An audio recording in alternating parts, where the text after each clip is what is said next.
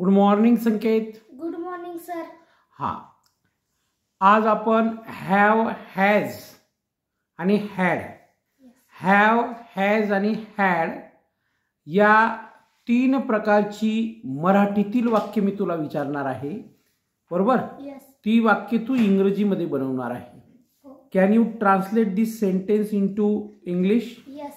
Okay. Have you confidence? Yes. Okay, nice. तर तुला माहित आहे की हॅव कुठं वापरतात, हॅज कुठं वापरतात, हॅड कुठं वापरतात. Am I right? यस. दुसरी गोष्ट, ही, शी, इट याच्यासोबत हॅज वापरतात आणि रेस्ट ऑफ द सब्जेक्ट असतील म्हणजे इतर सब्जेक्ट असतील त्याच्यासोबत हॅव वापरतात आणि हॅड सर्वांसोबत वापरतात भूतकाळामध्ये. मग हॅव, हॅज आणि हॅडची रचना केव्हा करतात? जेव्हा माझ्याकडे, माझ्या जवळ, बरोबर, जवळ, कडे अशा प्रकारचे शब्द जर वाक्यामध्ये आले तर त्या ठिकाणी हॅव, हॅज आणि हॅडचा उपयोग करतात. पण सर्वात महत्त्वाची गोष्ट म्हणजे हॅव आणि has we can use in a present tense आणि had we can use in a past tense. Right? Yes. बरोबर. Are you ready? यस. हा. माझ्याकडे 2 पेन्स आहेत. I have 2 pens. Very good. त्यांच्याकडे गायी आहेत. They have cows. They have cows. कुणालकडे पुस्तके आहेत. Kunal has books.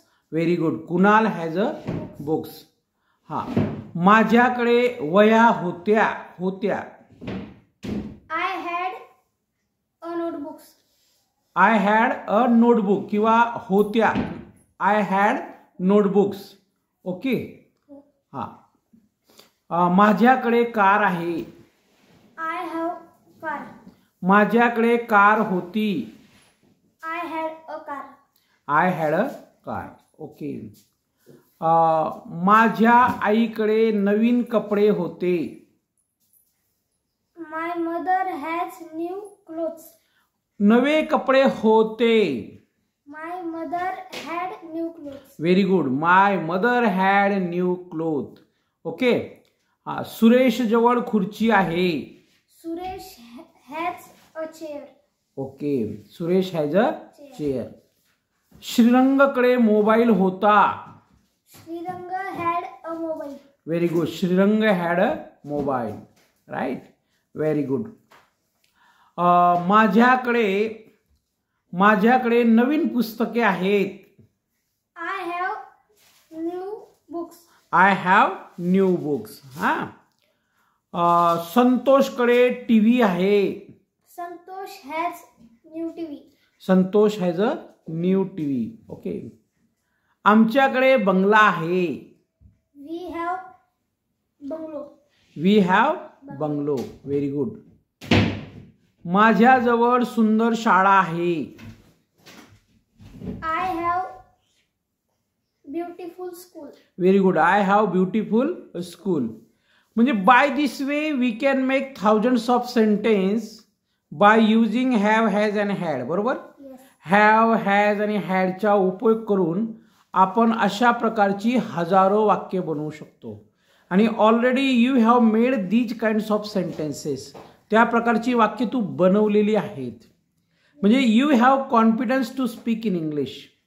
आता अशा प्रकारची आपण यापूर्वी ॲम इज आरची वाक्य पाहिली, वॉज वरची वाक्य पाहिली, बरोबर. आज आपण हॅव, हॅज, हॅडची वाक्य पाहिली किंवा याच्यानंतर आपण वेगवेगळ्या प्रकारचे कन्स्ट्रक्शन बघणार आहोत, वेगवेगळ्या प्रकारची वाक्य बघणार आहोत.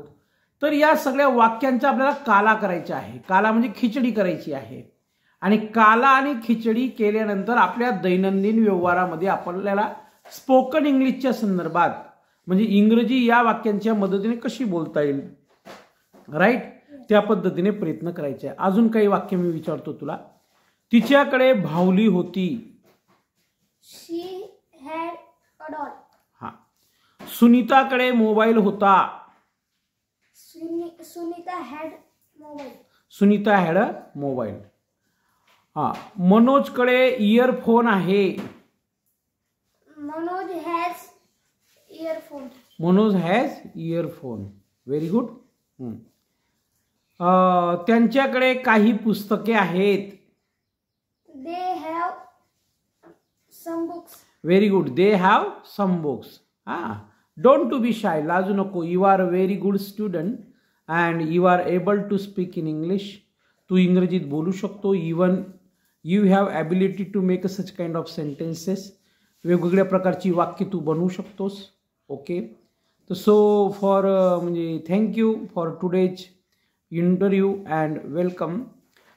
You gave me the best respond which ever I wanted from your side. खूप चांगला प्रतिसाद आहे. ओके. Thank you very much. धन्यवाद.